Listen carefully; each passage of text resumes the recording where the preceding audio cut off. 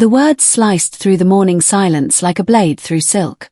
Her room smells like old lady perfume mixed with medicine. I can't stand it anymore. I stood frozen outside Vanessa's home office, my hand halfway to knocking on the door to ask if she needed coffee. My daughter-in-law's voice carried clearly through the crack, speaking to someone on her video call, probably her book club friends again. David keeps making excuses, but honestly, having Margaret here is affecting our whole family dynamic. The twins barely want to bring friends over. Margaret. That's me.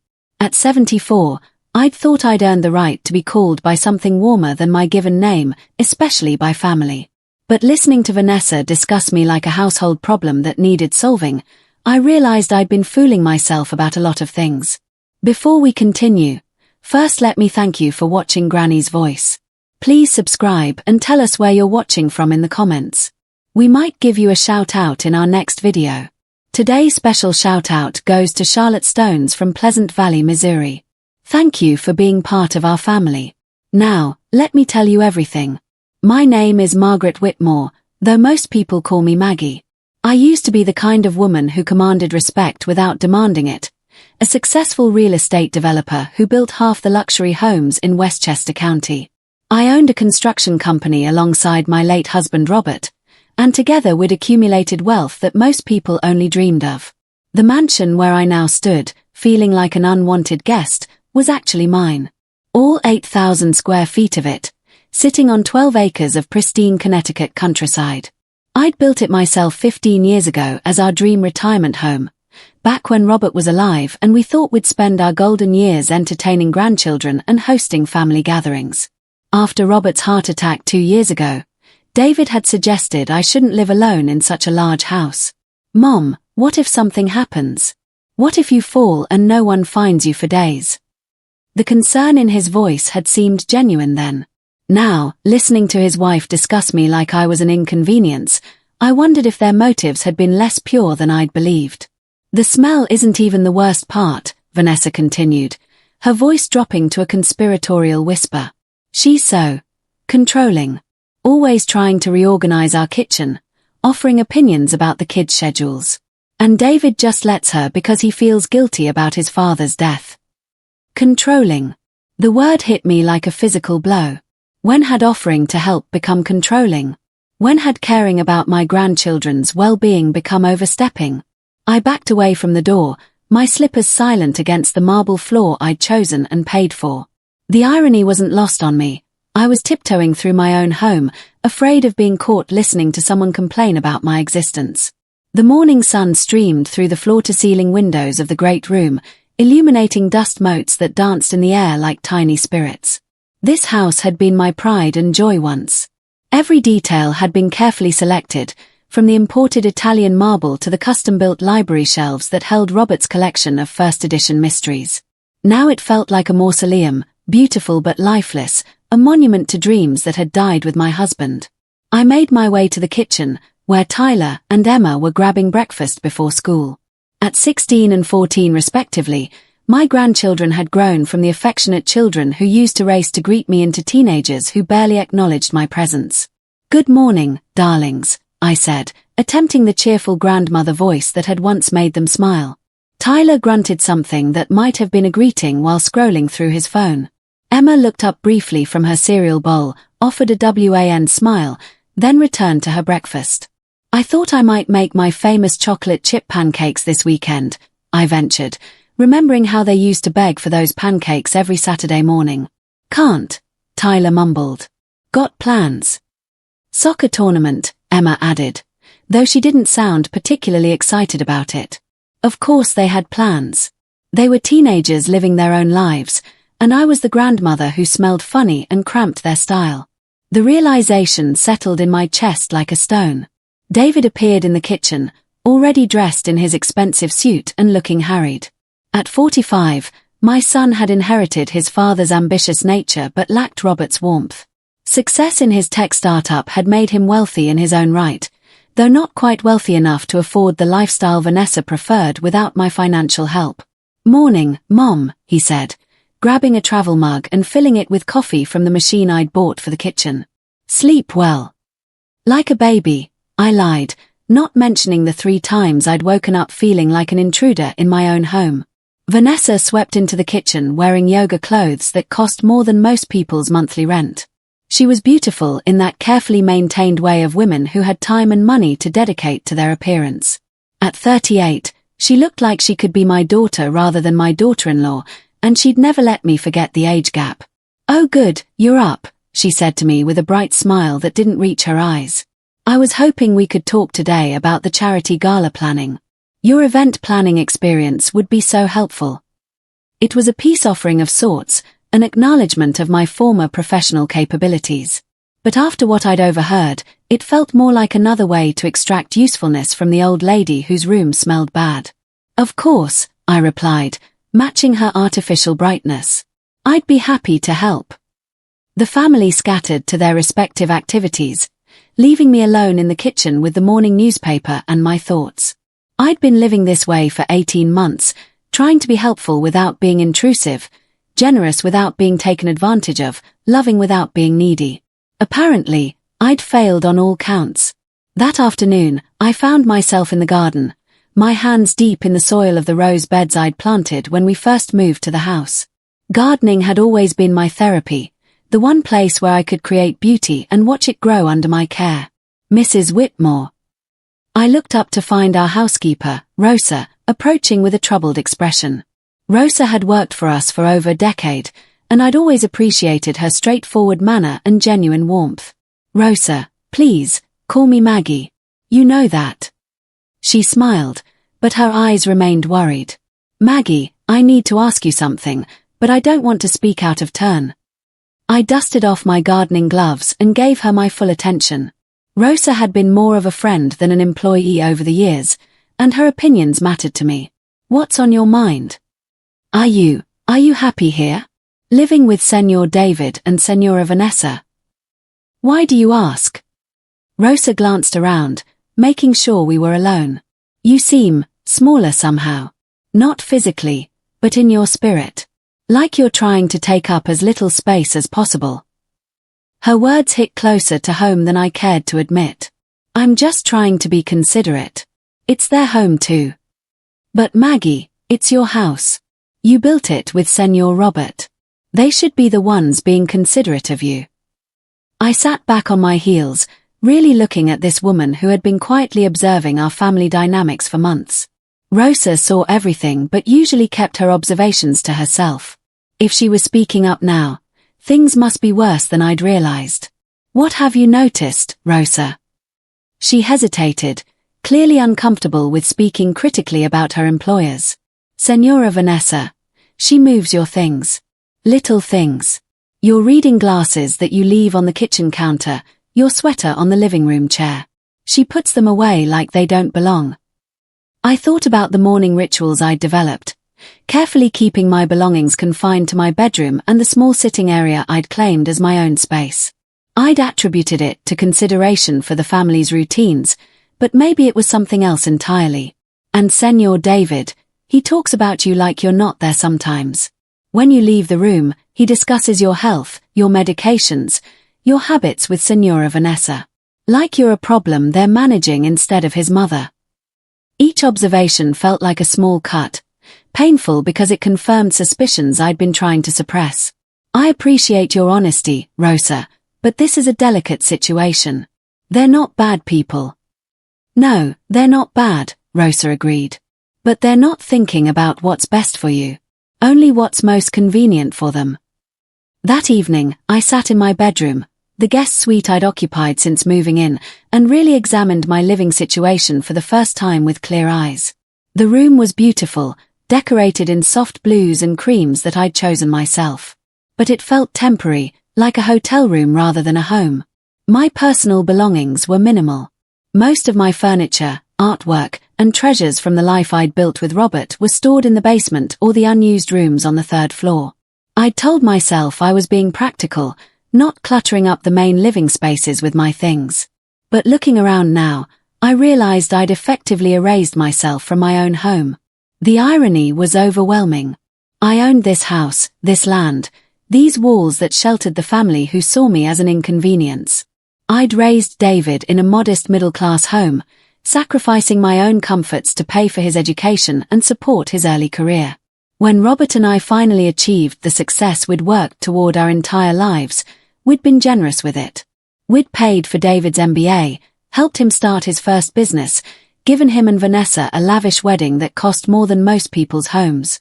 When they'd struggled with fertility treatments, we'd covered those expenses too. When they'd finally had the twins, we'd set up college funds that would ensure Tyler and Emma could attend any university they chose. And yet, somehow, I'd become the burden. My phone rang, interrupting my brooding.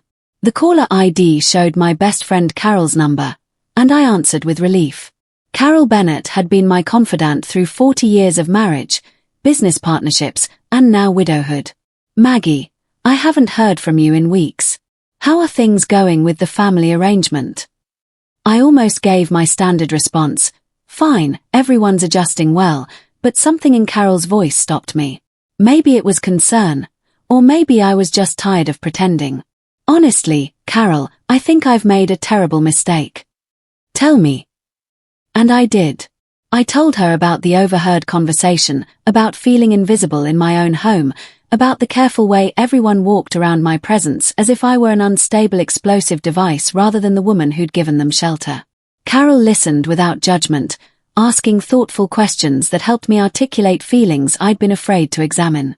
"Maggie," she said finally, "you know I love you like a sister, so I'm going to say something you might not want to hear." "Go ahead." "You're not their responsibility, and they're not yours. You chose to live this way because you were afraid of being alone after Robert died. But being alone might be better than being lonely in a house full of people who don't really want you there." The truth of her words settled over me like a weight and a relief simultaneously. I had been afraid, terrified, really, of facing the rest of my life without Robert's steady presence beside me. Moving in with David's family had seemed like the obvious solution, a way to maintain connection and avoid the silence of an empty house. But in trying to avoid loneliness, I'd created a different kind of isolation. The loneliness of being tolerated rather than welcomed, managed rather than loved. "What do you think I should do?" I asked. "I think you should remember who you are, Maggie. You're not just David's mother or the twins' grandmother.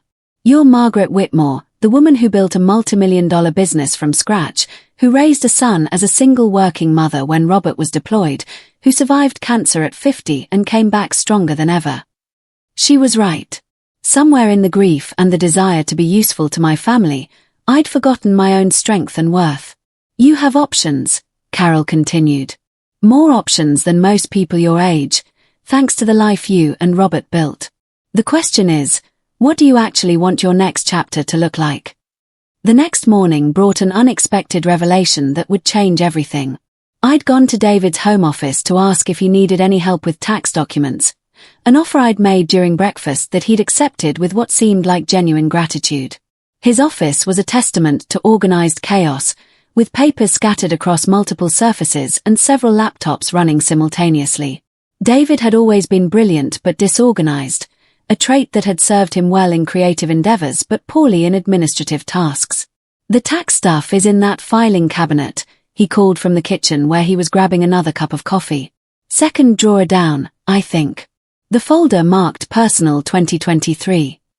I opened the drawer and immediately found the folder, but as I lifted it out, several other documents came with it. I was gathering the scattered papers when a letterhead caught my attention: Whitmore Family Trust, Annual Distribution Statement. My blood ran cold. I'd established the trust 5 years ago as a way to provide annual income to David while protecting the principal for future generations. The distributions were substantial, $200,000 per year, but they were meant to supplement his income, not replace his responsibility for financial planning. But as I scanned the document, I realized David hadn't just been receiving his annual distribution. There were additional withdrawals marked as emergency disbursements and healthcare expenses totaling another $150,000 over the past year. With trembling hands, I found more recent statements buried in the pile.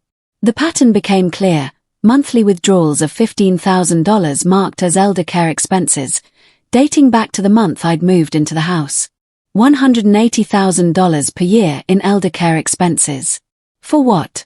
I bought my own groceries, paid for my own medications, even contributed to the household utilities because I felt guilty about increasing their costs.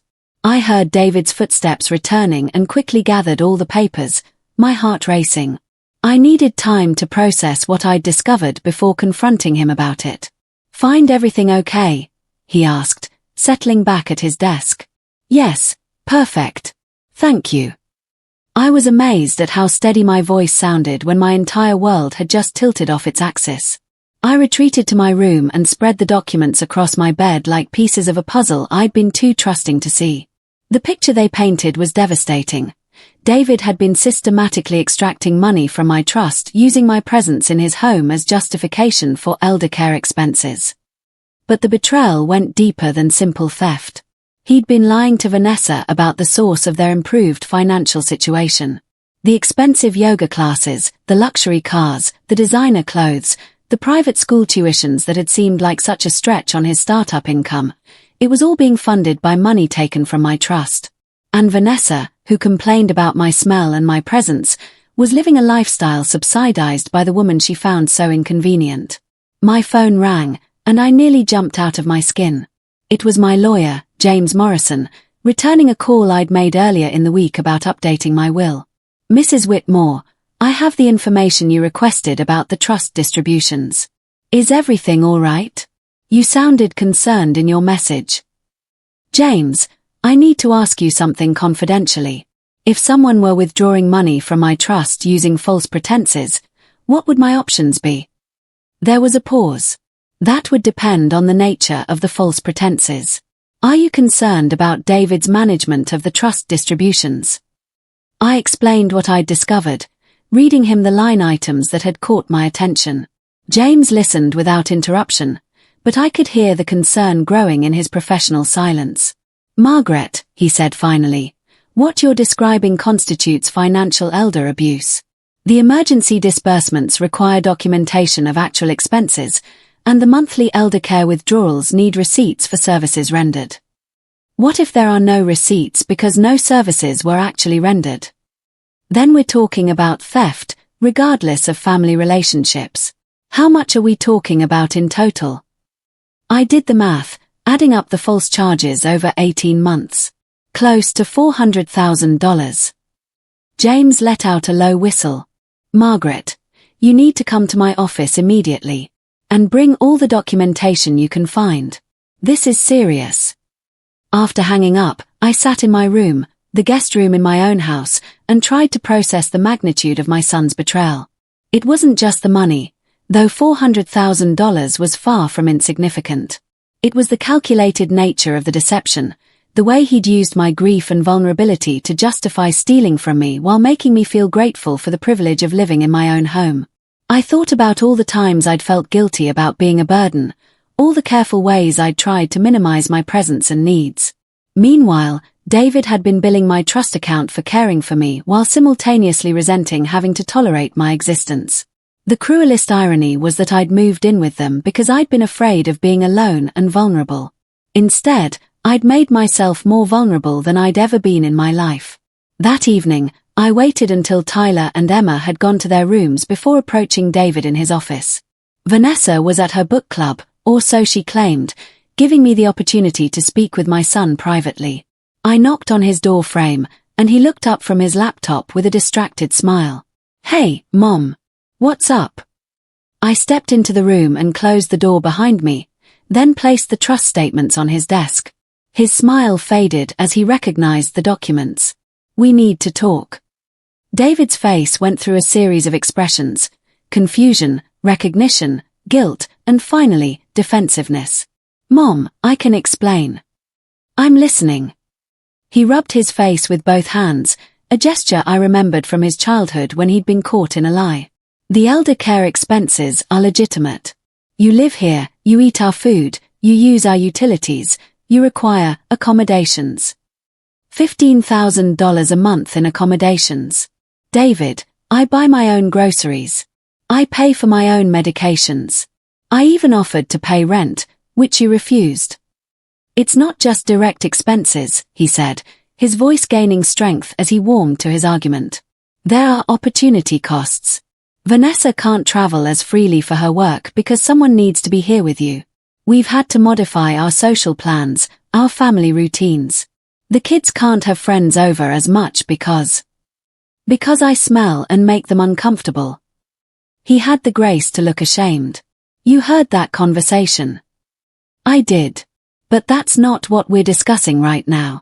We're discussing the fact that you've been stealing from me for over a year while making me feel grateful that you were willing to tolerate my presence. It's not stealing.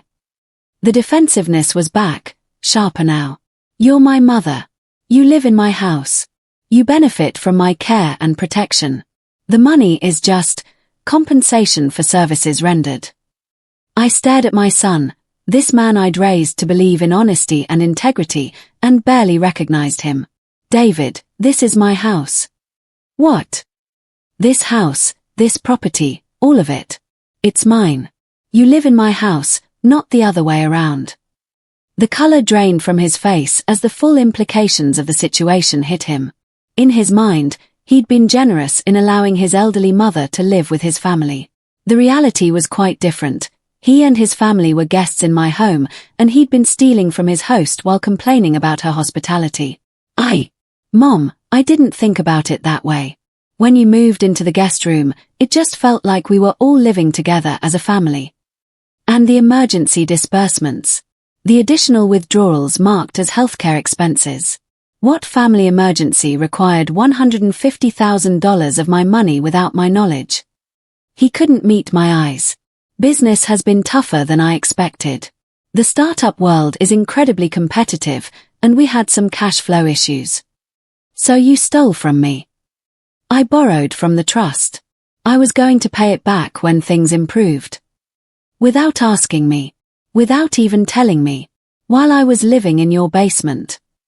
It's not a basement, it's a guest suite. While I was living as a guest in my own house, feeling guilty about being a burden, you were stealing my money to fund a lifestyle you couldn't afford. David stood up abruptly, pacing to the window.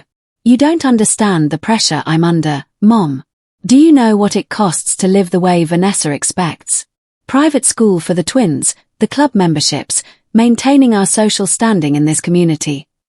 Then maybe you should live within your means instead of stealing from your elderly mother. You're not elderly, you're 74 and in perfect health. You don't need that money sitting in trust accounts. You should be enjoying it, sharing it with family who love you. The manipulation was breathtaking in its audacity. Somehow, he'd transformed theft into generosity, making it sound like he'd been doing me a favor by spending my money without permission. David, I said quietly, if you had come to me and explained your financial difficulties, if you had asked for help honestly, we could have worked something out. I've never denied you anything you truly needed. But you would have wanted to control how it was spent, wanted detailed accounting of every expense. This way was cleaner, more efficient. Cleaner. More efficient. He'd reduced our relationship to a business transaction where my consent was an inconvenience to be circumvented. I gathered the papers from his desk and stood to leave. I'll be moving out of the house by the end of the week. Mom, wait. We can work this out. I'll pay the money back, and we can establish better boundaries going forward. With what money, David? Your business is struggling, remember? And even if you could pay it back, the damage is done. You've shown me exactly how much respect you have for me as a person and as your mother. This is about more than money, isn't it? This is about Vanessa and what you overheard. I turned back to face him. No, David. This is about you. Vanessa's opinions about me are her own, and I can live with being disliked. But I can't live with being stolen from by my own son while being made to feel grateful for the privilege. I didn't sleep that night. Instead, I sat by my bedroom window, looking out at the gardens I'd planted and the property I'd designed, and made a decision that would have seemed impossible just a week earlier. I was going to sell the house. Not just move out, sell it entirely. The mansion that had been my dream home with Robert had become a symbol of everything I'd lost. My independence, my dignity, my sense of self-worth. Keeping it would mean either living alone in a space too large and too filled with painful memories, or continuing to enable David's financial dependence while living as an unwelcome guest. Neither option appealed to me. At 7 in the morning, I called James Morrison. "I want to put the house on the market immediately," I told him. "And I want to revoke David's access to the trust distributions until the stolen money is repaid in full." "Margaret, those are significant decisions. Are you sure you want to move this quickly?" "I've never been more sure of anything in my life." James was quiet for a moment. "Where will you go?" It was a fair question, and one I'd been pondering all night. "I'm going to buy a condominium. Something manageable, modern, and entirely mine. No guest rooms, no space for family members who see me as an inconvenience." "And the family? How are you going to handle the situation with David?" I'd thought about this too. "I'm going to give him a choice. He can apologize sincerely, make concrete plans to repay the money he stole, and work on building an honest relationship with me. Or he can continue to justify his behavior and lose access to the financial support he's been taking for granted." That's quite an ultimatum." "It's not an ultimatum, James. It's accountability. Something I should have demanded a long time ago." By 9 o'clock, I'd contacted 3 real estate agents and scheduled appointments to view condominiums in the area. I wanted to stay close enough to maintain relationships with Tyler and Emma if they were interested, but far enough away to establish clear boundaries with David and Vanessa. The first agent, Patricia Wells, arrived at 10 o'clock sharp. She was a professional woman in her 50s who'd handled several high-end properties in the area. When I explained that I wanted to list the house immediately and purchase a condominium within 30 days, she didn't even blink. "Life changes," she said simply. "The question is whether you want to stage the house for maximum impact or list it as is for a quicker sale." Quick sale. I don't want to spend months walking on eggshells in my own home while strangers traipse through evaluating my life. Patricia walked through the house with me, making notes and taking measurements. As we moved through the rooms, I found myself seeing the space through her eyes, not as the site of recent betrayals and disappointments, but as the beautiful home Robert and I had created. "It's a magnificent property," Patricia said as we concluded the tour. "I think we can have it listed by tomorrow afternoon and expect significant interest within the first week." "What about the fact that my son and his family live here too?" "That's between you and them. From a legal standpoint, you're the sole owner and can sell whenever you choose. From a practical standpoint, most buyers will expect vacant possession, so you'll need to address their living situation before closing." After Patricia left, I sat in the kitchen and tried to imagine David's reaction when he learned I was selling the house. The financial implications alone would be devastating. He'd lose his free housing and his access to trust income simultaneously. But more than that, he'd lose the safety net that had allowed him to live beyond his means for years. For the first time since discovering his theft, I felt something other than anger and hurt. I felt sad for the man my son had become. Someone so focused on maintaining appearances that he'd sacrifice his integrity and his relationship with his mother for financial convenience. But I also felt something I hadn't experienced in months: excitement about my own future. Vanessa came home first, around 3 o'clock, carrying shopping bags from stores I couldn't afford when I was her age. She seemed surprised to find me in the living room. Our interactions had become so minimal that encountering me in the common areas was unusual. "Oh, Margaret, you're here. I thought you might be at one of your activities." She always said it like that, as if my efforts to build a life outside the house were vaguely suspicious hobbies rather than necessary attempts at maintaining my sanity. "Actually, I wanted to talk to you and David together when he gets home. Family meeting." Something in my tone must have alerted her because her expression shifted from mild annoyance to concern. "Is everything all right? Are you feeling okay?" It was perhaps the first time she'd expressed any interest in my well-being since I'd moved in. "I'm feeling better than I have in months, actually. But we need to discuss some changes." David arrived home around 6, and I asked the family to gather in the dining room, the formal space where we'd shared exactly 3 meals in 18 months, all of them awkward holiday obligations. Tyler and Emma looked confused and slightly worried. Teenagers were sensitive to family tension even when adults thought they were oblivious. David seemed nervous, probably anticipating a continuation of our previous night's conversation. Vanessa appeared impatient, as if family meetings were an inconvenience that interfered with more important activities.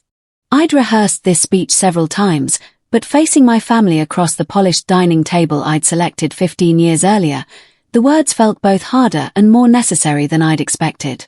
"I have some news that will affect all of you," I began.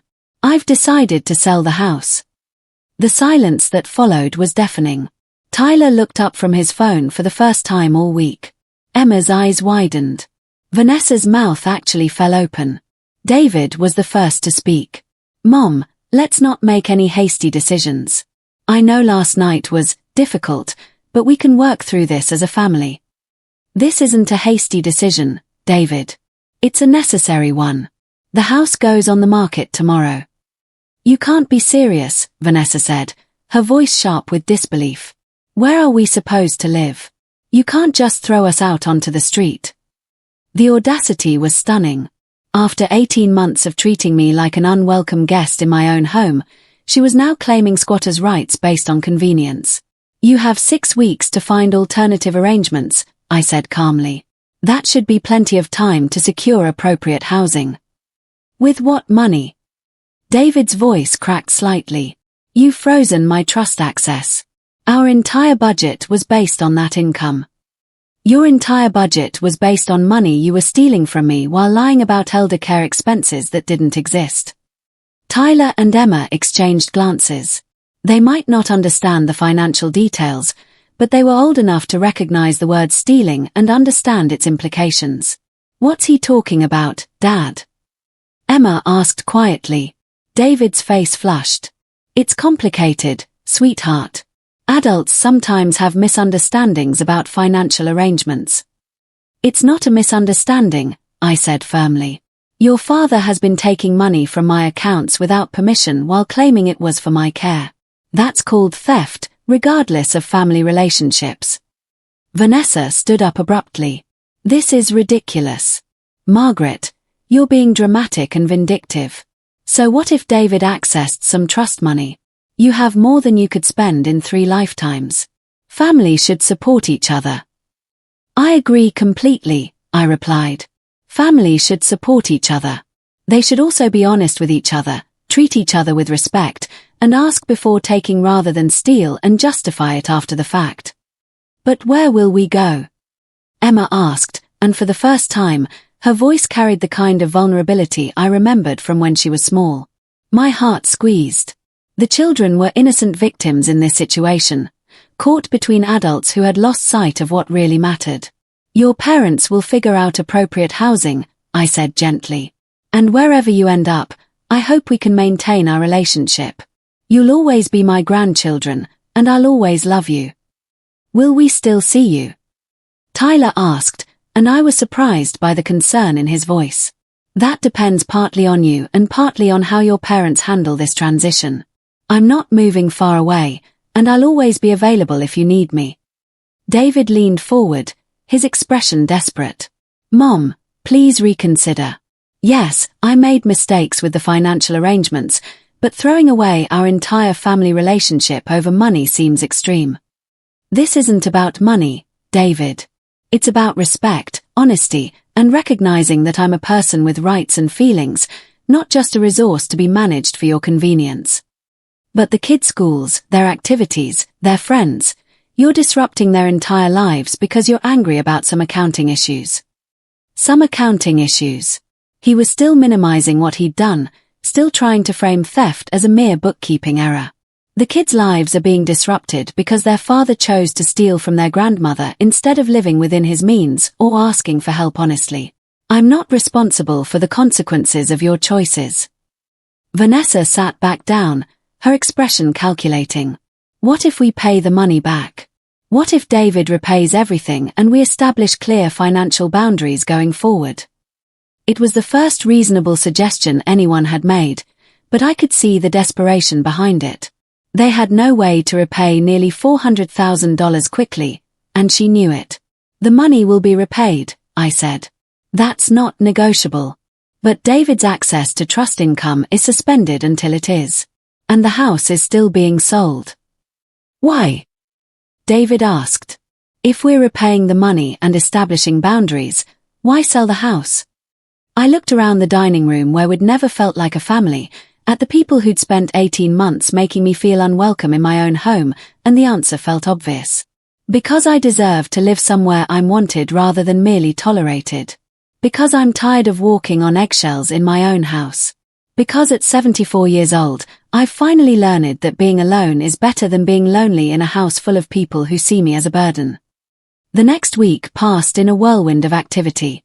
Patricia had been right about market interest. We had 6 serious inquiries within the first 3 days and multiple offers by the end of the week. I accepted an offer that was $50,000 above asking price from a young family who fell in love with the property and wanted to close quickly. Meanwhile, David and Vanessa were scrambling to find housing they could actually afford on his startup income. The reality of their financial situation became clear as they toured modest homes in less prestigious neighborhoods, far from the private schools and country clubs that had defined their social identity. I should have felt vindicated, but mostly I felt sad. This whole situation could have been avoided if David had simply been honest with me about his financial struggles. I would have helped. I had always helped when asked directly. But the deception and the theft had poisoned our relationship in ways that might never fully heal. Tyler and Emma were handling the transition better than their parents. Teenagers were more adaptable than adults, and they seemed to understand that this change was about their father's choices rather than their grandmother's cruelty. Emma surprised me one afternoon by knocking on my bedroom door while I was packing my personal belongings. "Grandma Maggie, can I help?" I looked up from the box of photo albums I'd been sorting. "Of course, sweetheart. I'd love the company." She settled on the floor beside me, carefully lifting photographs from the albums. "These are from when Dad was young," she observed, holding up a picture of David at about her age, grinning beside a science fair project. "He was so proud of that volcano," I remembered. "Your grandfather and I helped him build it in our garage. It took weeks, and the kitchen smelled like vinegar for months." Emma studied the photo thoughtfully. "He looks happier then. Less stressed." It was a perceptive observation from a 14-year-old. "Adult life can be complicated," I said carefully. "Sometimes people make choices that create more stress than necessary." "Is that what happened with the money thing? Dad made it more complicated than it needed to be." I chose my words carefully. "Your father got into financial trouble and made some poor decisions about how to handle it. But the most important thing you need to know is that none of this is your fault, and it doesn't change how much I love you and Tyler." Emma was quiet for a moment, then said, "Mom's really upset. She keeps crying when she thinks we can't hear."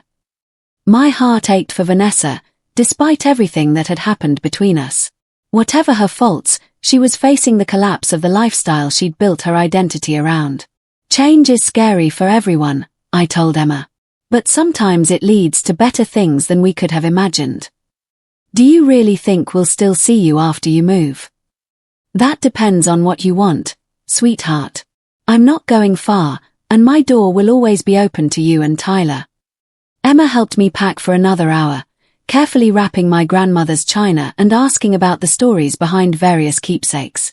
It was the most meaningful conversation we'd had since I'd moved into the house, and it gave me hope that our relationship could survive this upheaval. 3 weeks later, I stood in the living room of my new condominium, surrounded by boxes but feeling lighter than I had in years. The condo was a third of the size of the mansion, but every inch of it was mine. No guest rooms, no spaces where I had to ask permission to exist.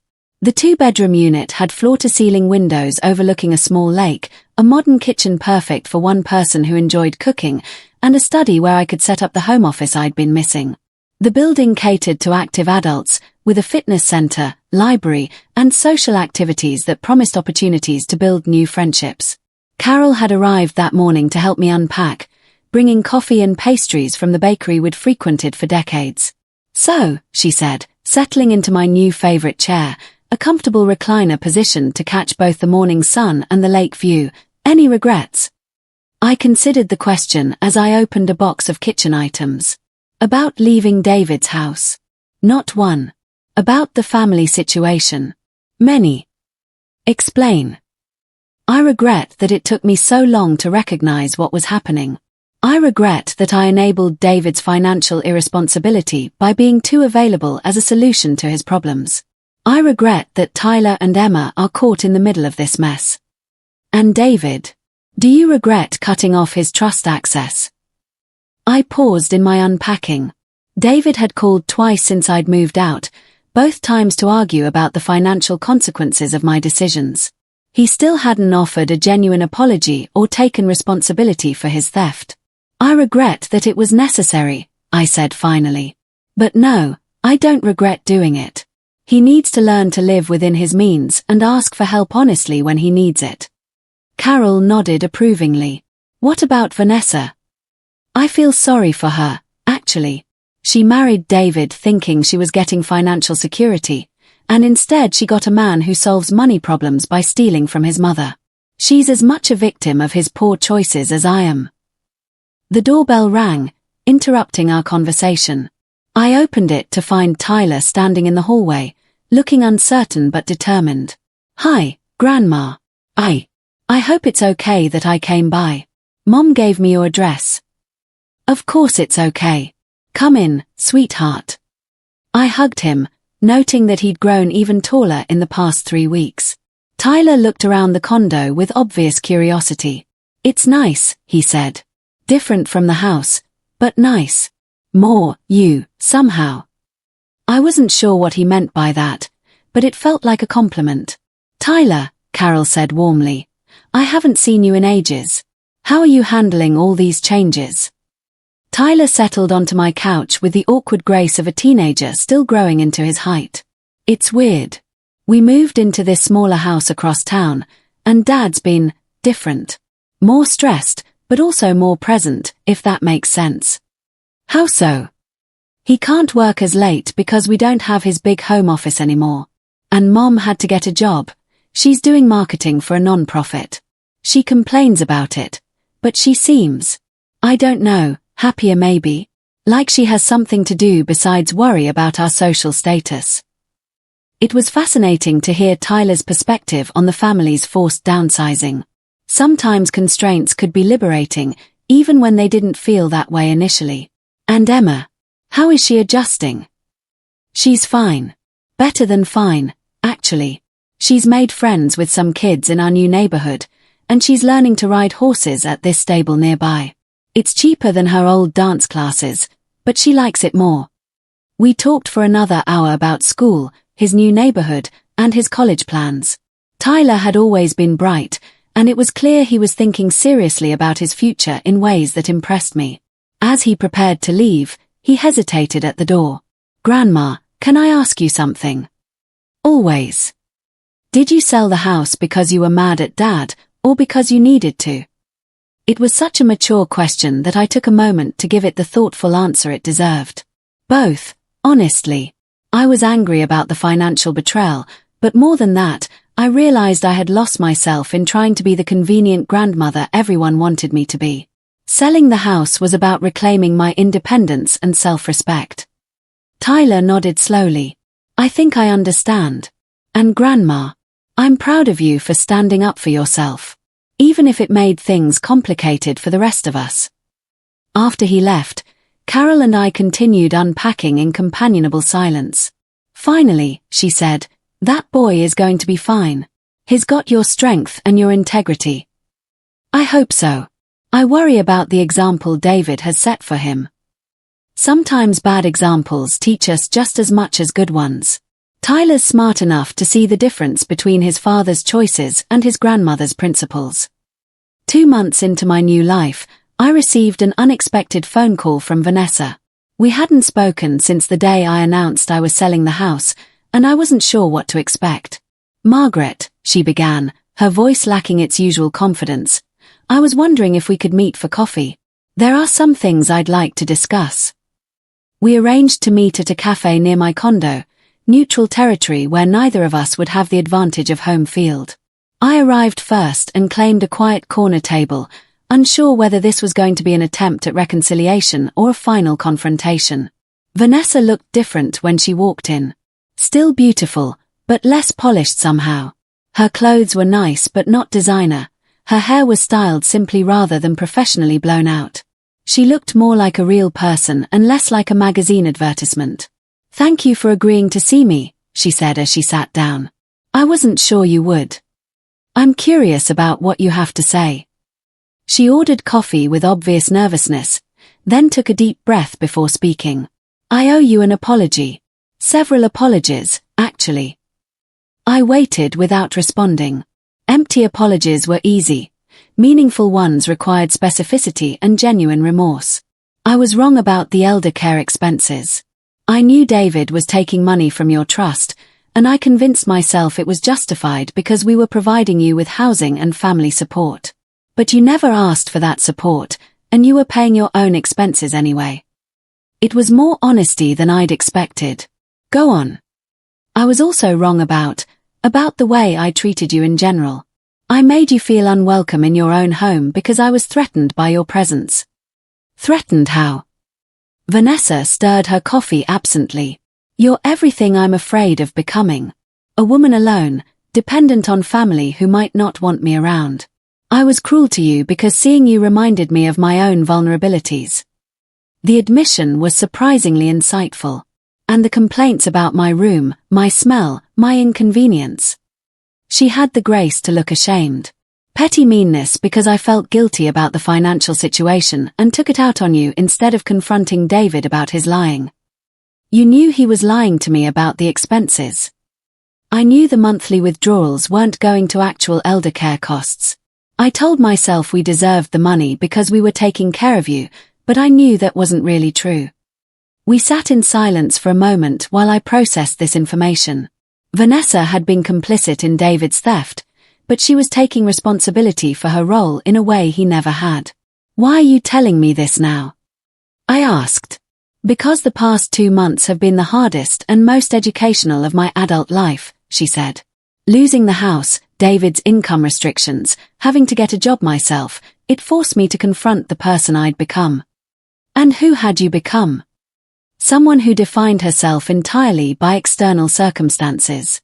The house I lived in, the clothes I wore, the social circles I moved in.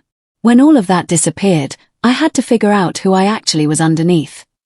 "And who are you?" For the first time since she'd arrived, Vanessa smiled genuinely. "Someone who's stronger than I thought. I actually love my job, even though I took it out of desperation. I'm good at marketing, and I like feeling useful in ways that matter. Tyler and Emma respect me more now that I'm contributing to our household instead of just spending money we couldn't really afford." It was a remarkable transformation, and I found myself genuinely happy for her despite our complicated history. "Margaret," she continued, "I'm not asking you to forgive David or restore his trust access. He needs to earn that back through his actions, not through family pressure. But I am asking if there's any possibility of rebuilding our relationship. Not the fake politeness we had before, but something honest and real." I considered her request carefully. Vanessa had hurt me, but she'd also shown the courage to examine her own behavior and take responsibility for it. That was more than David had managed to do. "I'm willing to try," I said finally. "But it will have to be a completely different relationship than what we had before. I won't tolerate being treated as a burden or an inconvenience, and I won't pretend to be grateful for basic human respect." "I understand. And Margaret, the kids miss you. Not just the grandmother who bought them things or drove them places, but you as a person. They talk about visiting you all the time. They're welcome anytime. The door is always open. Would you be willing to have dinner with us sometime? All of us together, but not at David's initiative. At mine. I want to apologize to you in front of the children and show them that adults can acknowledge their mistakes and work to do better." It was a generous offer, one that showed real growth and maturity. "I'd like that," I said. The dinner happened 3 weeks later, at a family restaurant that was casual enough for honest conversation but public enough to keep emotions in check. Tyler and Emma seemed nervous but hopeful as we settled into our booth. David looked uncomfortable, which was appropriate given that this dinner had been arranged without his input. Vanessa had made it clear that she was taking the lead on family reconciliation, and he was welcome to participate or not as he chose. "Before we order," Vanessa said, "I want to say something to everyone at this table." She looked directly at me, then at each of the children. "I owe your grandmother a public apology for the way I treated her when she lived with us. I was disrespectful, unwelcoming, and cruel. I complained about her presence instead of being grateful for her generosity in letting us live in her home." Tyler and Emma listened with wide eyes. They'd probably never heard their mother apologize to anyone with such directness and sincerity. "I also want you both to know that the financial problems we had were not Grandma Maggie's fault. They were the result of your father and I living beyond our means and making poor decisions about how to handle our debts." David shifted uncomfortably but didn't contradict her. Progress, perhaps. Grandma Maggie had every right to sell her house and establish boundaries with people who weren't treating her well. I respect her for having the courage to stand up for herself, even when it was difficult for the rest of us. Emma reached across the table and took my hand. "Grandma, I'm sorry we made you feel bad. I didn't understand what was happening, but I should have been nicer to you." "Sweetheart, you have nothing to apologize for.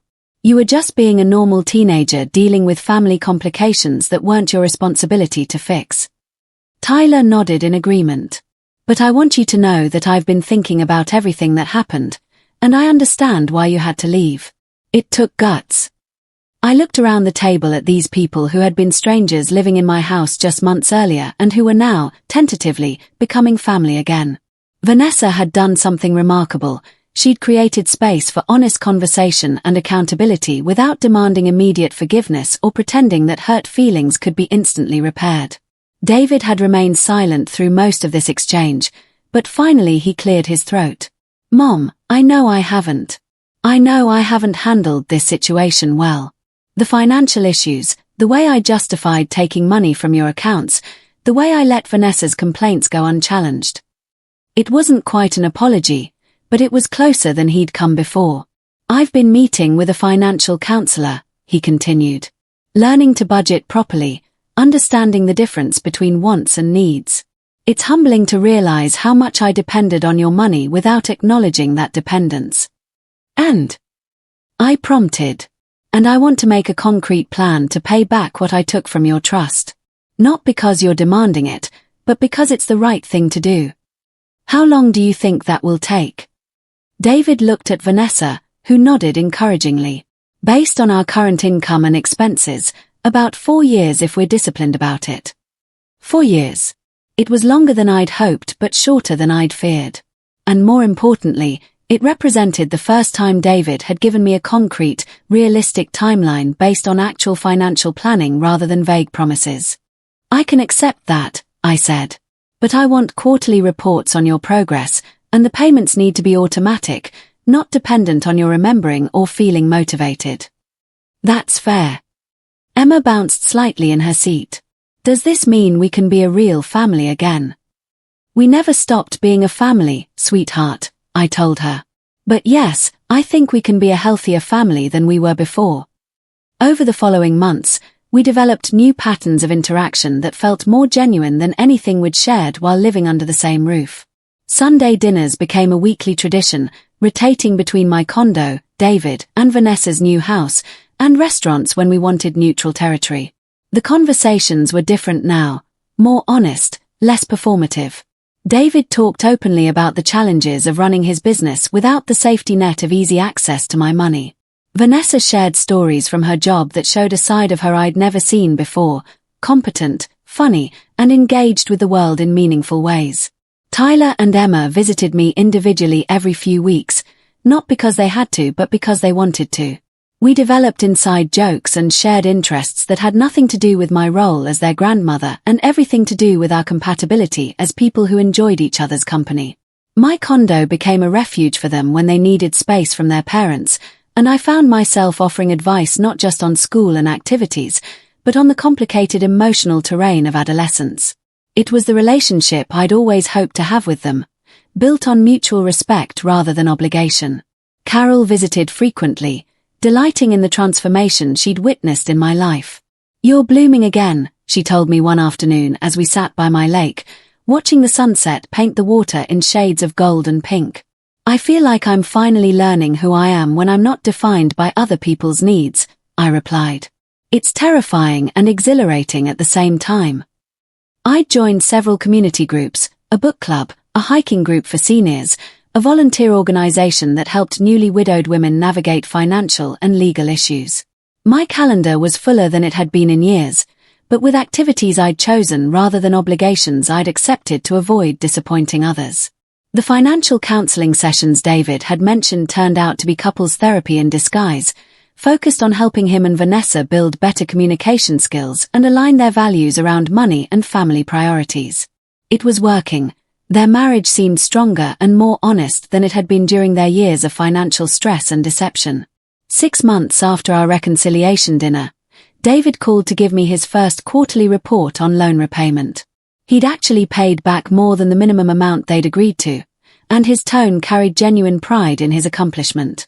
I never realized how much mental energy I was spending on financial anxiety, he told me.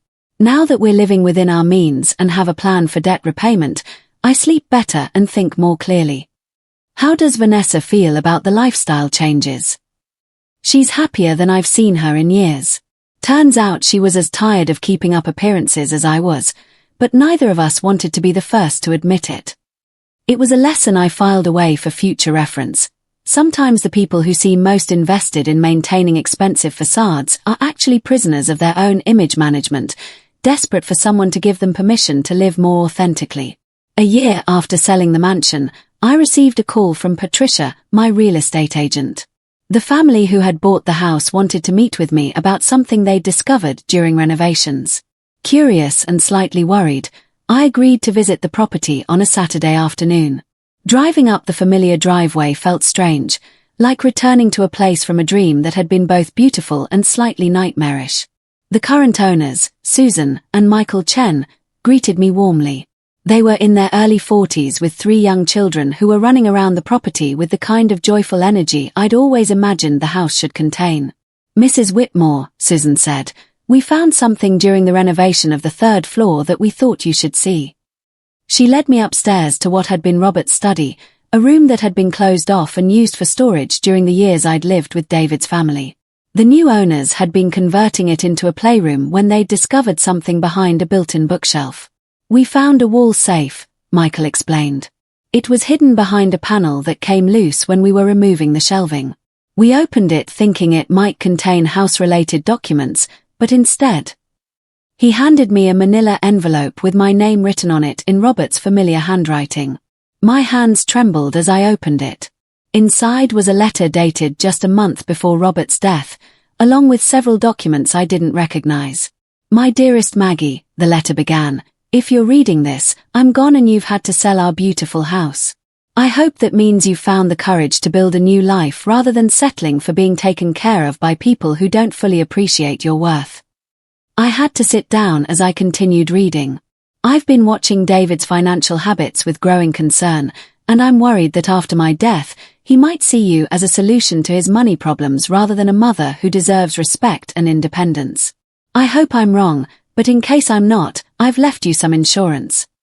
The documents were certificates for stocks and bonds Robert had purchased in my name alone, investments I'd had no idea existed. According to the current valuations included in the envelope, they were worth nearly $800,000. I never told you about these because I wanted you to have resources that no one else knew existed, the letter continued. Money that could give you choices if you ever found yourself in a position where family love came with too many strings attached. I was crying now, not from sadness but from the overwhelming gratitude of knowing that Robert had loved me enough to anticipate my needs even after his death. Use this money to build whatever life makes you happy, the letter concluded. Travel the world, start a new business, spoil your grandchildren rotten, or just enjoy the security of knowing you never have to depend on anyone else's kindness for your survival. You've spent a lifetime taking care of others. It's time to take care of yourself. Susan and Michael had left me alone to read the letter, giving me privacy for this unexpected reunion with my husband's love and wisdom. When I emerged from the study, they were waiting downstairs with cups of tea and patient smiles. Are you all right? Susan asked gently. I'm better than all right, I said, wiping my eyes. Thank you for finding this and for being thoughtful enough to return it. You could have kept it to yourselves. It was clearly meant for you, Michael replied. Besides, we believe in karma. Doing the right thing always comes back to you somehow. As I drove home with Robert's letter and documents safely beside me, I felt a profound sense of completion. The financial independence he'd secretly provided meant I would never again have to compromise my dignity for security. But more than that, it was proof that the love we'd shared had been real and deep enough to reach across death to protect me. I called Carol immediately to share the news, and she listened with amazement as I read Robert's letter aloud. That man loved you something fierce, she said when I finished. And he knew you better than you knew yourself. He predicted everything that would happen with David. He was always 3 steps ahead in planning. I agreed. I should have expected he'd try to take care of me even from beyond the grave. What will you do with the money? I'd been thinking about that question since leaving the house. Some of it will go to secure investments. I want to make sure Tyler and Emma have truly secure college funds that can't be borrowed against by anyone.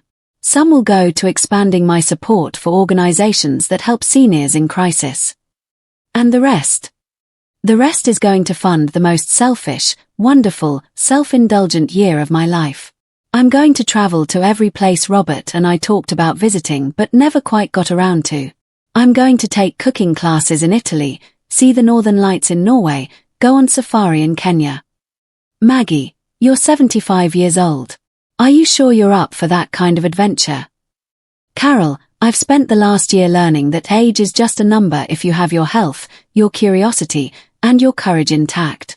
I've got all 3. 6 months later, I was sitting in a cafe in Prague, writing postcards to Tyler and Emma while watching the world go by in one of the most beautiful cities I'd ever seen. The past half year had been a revelation, not just of new places and experiences, but of who I was when freed from all the roles I'd previously defined myself by. I wasn't traveling as a widow, or a mother, or a grandmother. I was traveling as Maggie, a woman with her own interests and curiosities, capable of navigating foreign languages and customs, bold enough to strike up conversations with strangers and wise enough to know when to trust her instincts. The cooking classes in Tuscany had been transformative. I'd learned techniques I'd never imagined, shared meals with people from around the world, and discovered that I had a talent for creating dishes that brought people together. The other students, ranging in age from 25 to 82, had treated me as an equal participant rather than an elderly person to be humored. In Norway, I'd watched the aurora borealis dance across the night sky while sitting in a hot spring, surrounded by fellow travelers who had become temporary friends. The experience had been so moving that I'd called David from my hotel room afterward, wanting to share the wonder with someone who would understand how much it meant to me. "Mom, you sound different," he'd said after I described the lights and the feeling of being small under such an immense and beautiful sky. Different how? Younger. More alive.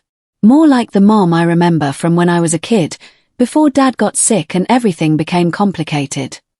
It was one of the most perceptive things David had ever said to me, and it made me realize how much of myself I'd lost during those difficult final years with Robert, when illness and worry had consumed so much of our energy. Now, in Prague, I was planning the final leg of my journey. 3 weeks in Kenya, including a safari that would fulfill a dream Robert and I had shared for decades. I was nervous about it. It would be the most adventurous thing I'd ever done, but I was also thrilled. My phone buzzed with a text from Emma. "Grandma, your postcards are making me want to travel the world too. Can you teach me how to be brave like you when you get back?" I smiled as I typed my response. "Sweetheart, you're already braver than you know. But yes, we'll plan some adventures together when I return." The truth was, I was ready to return home. Not because I was tired of traveling, but because I'd proven to myself that I could build a life filled with purpose and joy regardless of my circumstances. The condo that had initially felt like a consolation prize now seemed like a perfect home base for the next phase of my life. I'd been gone for 8 months, and during that time, David had continued his loan repayments on schedule, Vanessa had been promoted at her job, and Tyler had been accepted to 3 excellent universities. Emma had started high school and joined the equestrian team. pursuing her love of horses with the same determination she'd once applied to dance. Most importantly, they'd all learned to function as a family without my presence, which meant our future relationships could be based on choice rather than dependency. Carol had been sending me updates on the senior community at my condo complex, and I was looking forward to rejoining activities I'd enjoyed and exploring new ones.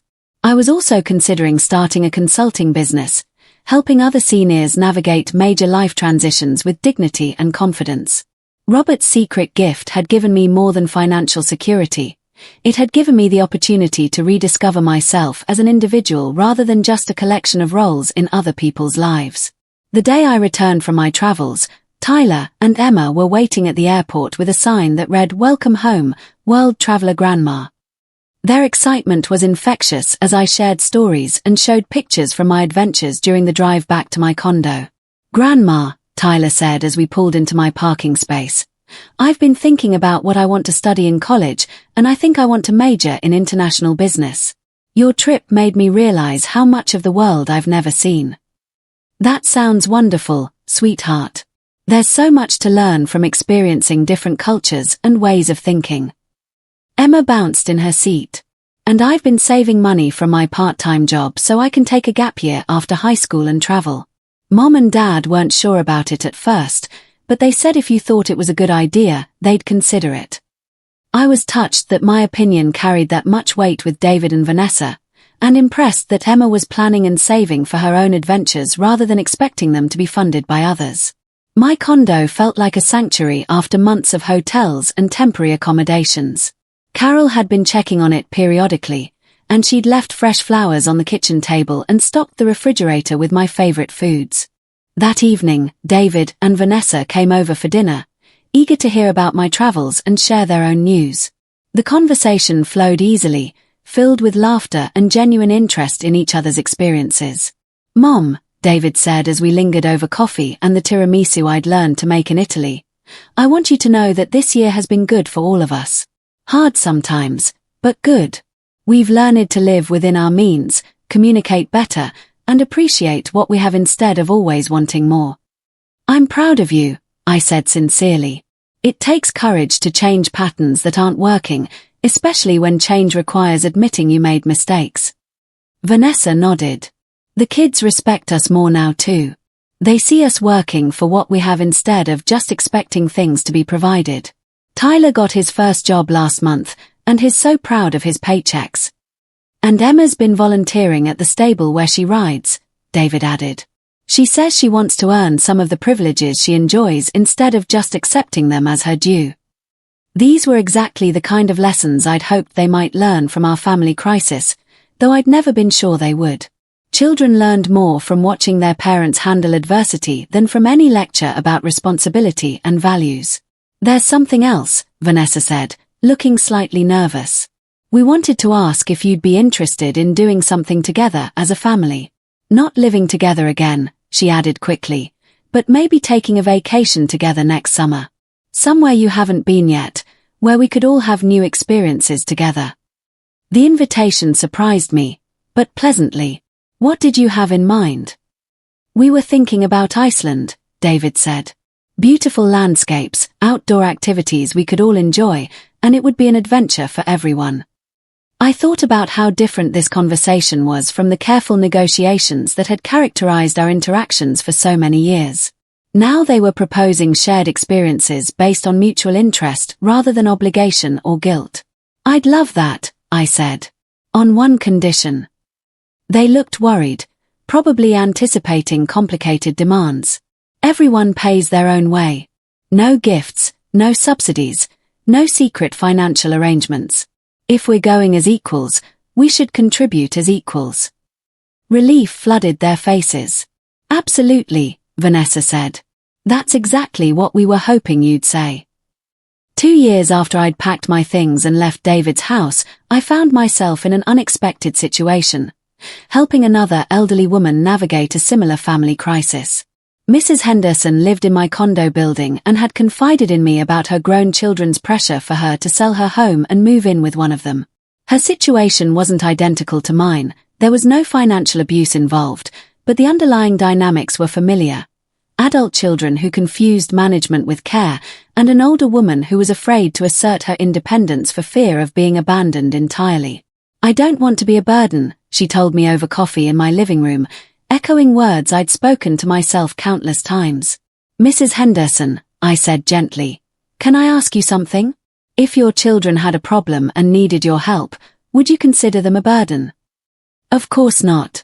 I'd do anything for my children." "Then why do you assume they see you differently than you see them?" She was quiet for a moment. "Because I'm older now. Less useful. More work than reward." "Says who?" The question seemed to catch her off guard. I don't know. I just assumed." Maybe it's time to test that assumption. Maybe it's time to have honest conversations with your children about what you want and need, rather than accepting what they think is best for you. Over the following weeks, I helped Mrs. Henderson navigate those conversations. It turned out her children's main concern was her isolation, not her competence. When she agreed to join activities in our condo community and check in with them more regularly, they were happy to support her continued independence. Word spread through the community about my willingness to help other seniors advocate for themselves with family members, and I found myself informally counseling several neighbors through similar situations. Each story was different, but the underlying themes were consistent: older adults who had forgotten their own worth, and younger family members who had confused control with care. Carol convinced me to formalize this work, and I started offering workshops through the Senior Center on maintaining dignity and independence in family relationships. The response was overwhelming. Apparently I'd stumbled onto a widespread problem that few people were addressing directly. "You've found your calling," Carol observed after attending one of my workshops. "Who would have thought your worst family experience would become the foundation for helping other families communicate better?" She was right. The pain and growth I'd experienced during my conflict with David had given me insights and empathy that I could share with others facing similar challenges. Robert's secret gift had provided the financial security to pursue this work without worrying about income, and my travels had given me confidence in my ability to navigate new territories, both geographical and emotional. My relationship with David continued to improve as he consistently met his loan repayment obligations and demonstrated his commitment to rebuilding trust between us. Vanessa had become not just a daughter-in-law I tolerated, but a friend whose company I genuinely enjoyed. Tyler was thriving at university, where his international business studies were supplemented by a semester abroad program. Emma was planning her gap year travel with the same methodical approach I'd brought to my own adventures, researching destinations and costs with impressive maturity. Most surprisingly, David called me one evening with news that took my breath away.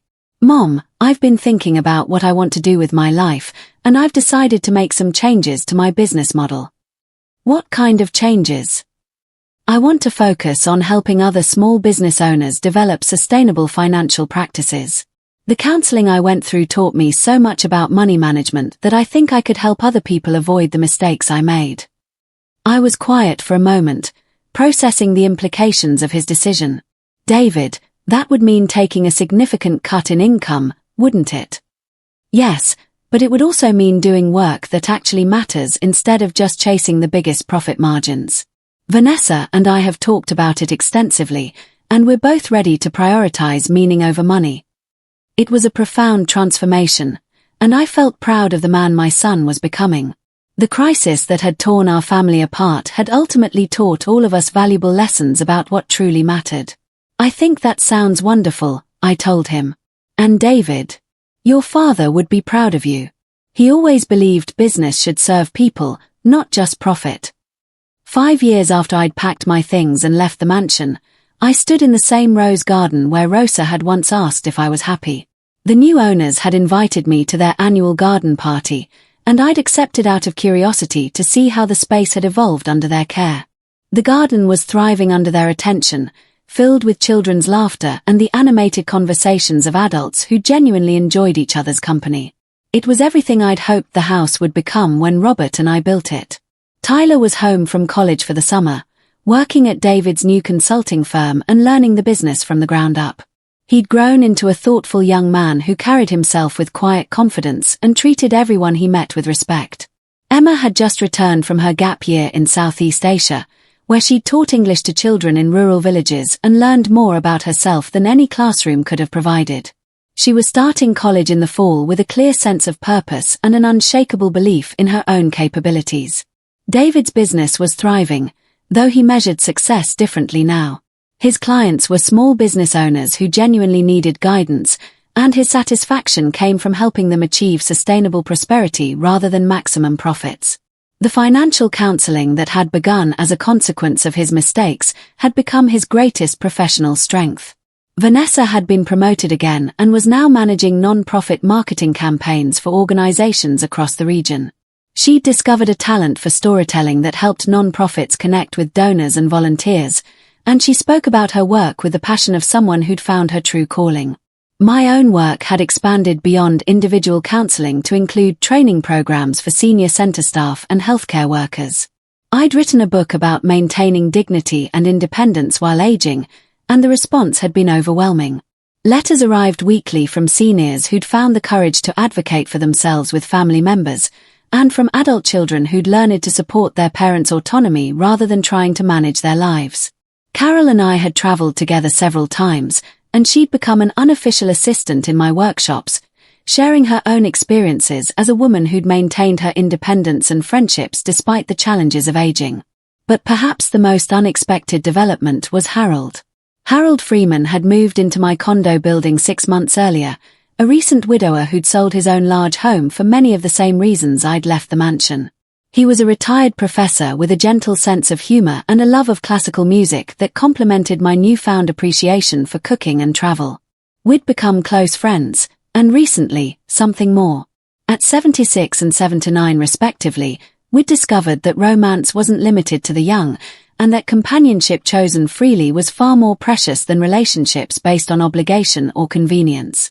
"Maggie," Harold said as we sat on my patio watching the sunset paint the lake in shades of rose and gold, "do you ever regret the choices you made? The confrontation with David, selling the house, all the upheaval that followed." I considered his question as I had many times over the years. "I regret that it was necessary," I said finally. "I regret that I waited so long to advocate for myself, and I regret the pain it caused the people I love.